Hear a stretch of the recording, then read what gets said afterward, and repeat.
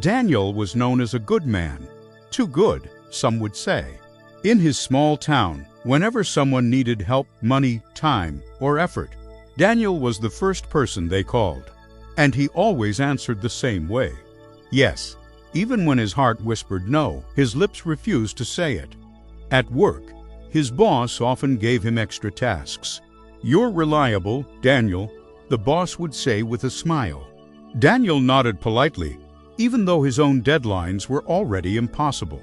He worked late nights, skipped meals, and carried stress like a silent burden. At home, his wife Sarah tried to talk to him. "You look exhausted," she would say softly, but Daniel would reply, "It's fine. I'll manage." The truth was, he wasn't managing. He was slowly breaking under the weight of pleasing everyone. One evening, a friend approached him with a risky business idea. "Just invest a little," the friend insisted, waving cash in the air. Daniel felt uncertain. His savings were limited. His instincts warned him. Yet when the friend said, "Come on, just do it," Daniel smiled nervously and said, "Yes." Weeks passed, the business failed. The money disappeared, and Daniel felt shame burning inside him.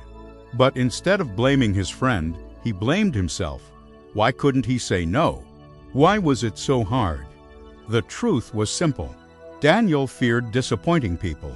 He believed saying no meant losing love, respect, or friendship. So he chose temporary approval over long-term peace. At work, the pressure increased. One day, his boss handed him another project far beyond his capacity.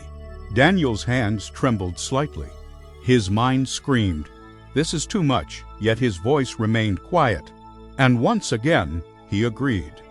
That night, Daniel collapsed into a chair at home, staring at unfinished papers. His daughter approached with a drawing she had made. "Daddy, look what I made for you." Daniel forced a smile, but he couldn't focus. Work had stolen his presence. Sarah watched silently. Later, she spoke gently but firmly. "Daniel, you don't have to carry the whole world." Her words were not angry, they were concerned, and they hit deeper than criticism ever could. That night, Daniel lay awake thinking. He replayed every moment he had said yes against his will, every lost opportunity, every exhausted evening, every regret. Slowly, he realized something painful. His kindness had turned into weakness. The next morning at work, his boss approached again.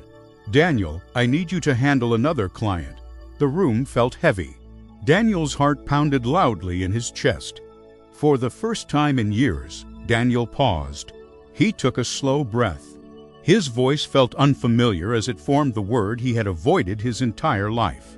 "No, I can't take this right now." Silence filled the room. His boss blinked in surprise.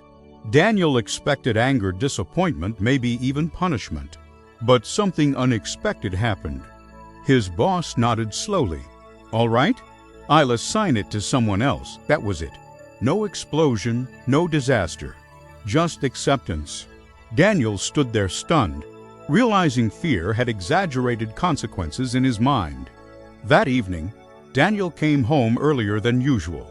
He sat beside his daughter and admired her drawing. For the first time in months, he felt present. Peace slowly replaced anxiety. Days later, another friend asked him for money. Daniel listened carefully.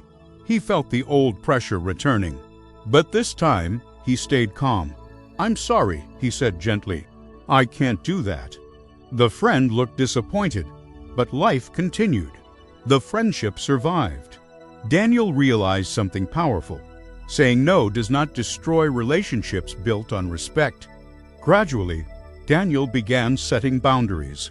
He helped when he truly could. He declined when he needed rest. And something incredible happened. People began respecting him more. He understood that saying no was not selfish. It was responsible. It protected his time, his energy, and his peace. And the more he valued himself, the more others valued him too. Daniel learned a life-changing truth. Every time you say yes to something that drains you, you say no to something that matters. Saying no is not rejection, it is protection. protection of your dreams, protection of your energy, protection of your future.